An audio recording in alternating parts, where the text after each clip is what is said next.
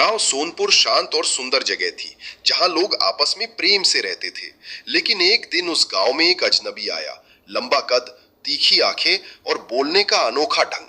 वो खुद को एक साधु बताता था और उसका नाम बताया गया चतुर्थक। किसी को भी उसका नाम सुनकर कुछ अजीब तो लगा, लेकिन उसके चेहरे की गंभीरता और बातों की मिठास ने सबका मन मोह लिया। वो कहता था कि वो 4 धाम की यात्रा से लौटा है और अब लोगों को ज्ञान बांटना चाहता है। गांव के लोग सीधे साधे थे। चतुर्थक रोज शाम को मंदिर के पास बैठकर प्रवचन देता, जीवन, मोक्ष और पुण्य के बारे में। धीरे धीरे गांव के लोग उसकी बातों पर विश्वास करने लगे। महिलाएं उसे प्रसाद लाती, बुजुर्ग आशीर्वाद मांगते और नौजवान उसकी सेवा में लग जाते। कुछ ही दिनों में चतुर्थक ने गांव के भोलेपन को समझ लिया। वो जान गया था कि ये लोग विश्वास बहुत जल्दी करते हैं। तभी उसने अपने असली इरादे पर काम शुरू किया।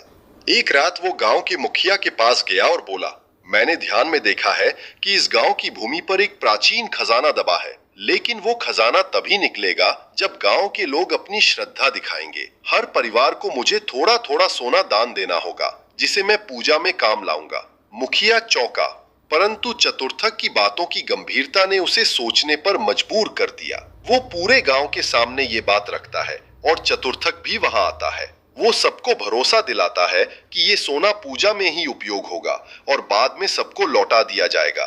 साथ ही खजाना भी सब में बांटा जाएगा।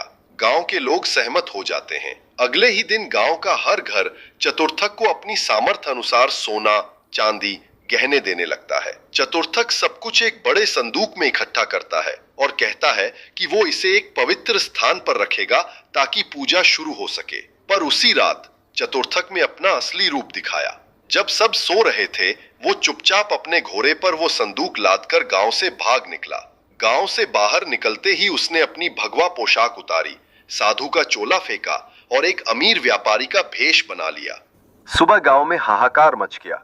जब लोग मंदिर पहुंचे तो संदूक गायब था। चतुर्थक भी नहीं मिला। किसी को यकीन नहीं हुआ कि जिसने इतने दिनों तक भगवान की बात की, वही इतना बड़ा धोखा दे सकता है। मुखिया ने तुरंत आसपास के गांवों में संदेश भिजवाया, लेकिन चतुर्थक का कोई सुराग नहीं मिला। अब गांव में न केवल संपत्ति का नुकसान था, बल्कि लोगों के दिल टूट चुके थे। वे खुद को मूर्ख और ठगा हुआ महसूस करने लगे। पर तभी गांव के एक युवक अर्जुन ने संकल्प लिया, मैं इस ठग को ढूंढ कर रहूंगा। अर्जुन बुद्धिमान और साहसी था। वो अपने घोड़े पर निकल पड़ा और चतुर्थक के जाने के रास्ते पर गांव-गांव पूछताछ करता गया। 3 हफ्ते की यात्रा के बाद अर्जुन को एक शहर में खबर मिली कि वहां एक अमीर व्यापारी कुछ दिनों पहले आया था, जिसने बहुत सारा सोना बाजार में बेचा है। उसका हुलिया चतुर्थक से मिलता था। अर्जुन ने वहां की चौकी में जाकर इसकी सूचना दी। पुलिस ने व्यापारी को बुलाया। उसने अपने को राजेश्वर दास बताया। लेकिन जब पुलिस ने सख्ती से पूछताछ की और अर्जुन ने उसका सामना किया, तो चतुर्थक डर गया। सारी सच्चाई सामने आ गई। पुलिस ने उससे सारा बचा हुआ सोना जब्त कर लिया और गांव के नाम वापस भेजा गया। चतुर्थक को गिरफ्तार कर जेल भेज दिया गया। अर्जुन गांव लौटा तो उसका स्वागत हीरो की तरह हुआ।